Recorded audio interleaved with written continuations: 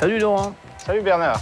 Aujourd'hui, on va parler du maillot à pois et d'un Français qui a gagné le maillot à pois il y a quelques années et qui est le dernier Français à avoir gagné un grand tour aussi. Tu connais, tu sais qui c'est, oui.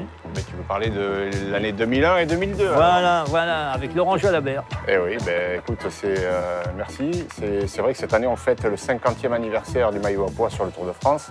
Bon, ma stratégie, je n'ai rien inventé. Je pompais un peu ce que faisaient les autres. Je choisissais les étapes où il y avait le plus gros quota de points. Et à l'époque, c'était possible, en faisant une journée entière à l'avant, d'aller chercher un gros quota de points.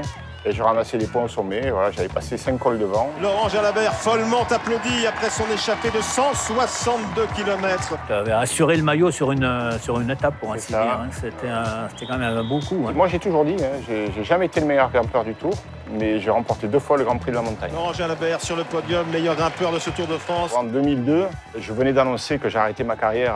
C'était mon dernier tour et le public avait du mal à le croire et à le comprendre parce que j'étais échappé tous les jours. Moi, j'avais envie de profiter au maximum et j'attaquais tout le temps et j'allais chercher ces points en montagne. Et j'avais vraiment le soutien du public à chaque kilomètre, donc ça te porte. Laurent Jalabert, seul en tête, acclamé par une foule.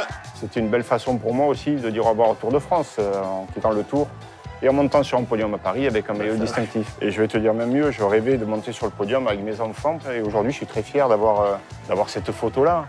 Bon, tu la vois la banderole au sommet là ? Oui. Alors, on se le fait ce sprint en haut ? Elle est loin. On y va ? Allez, on y va.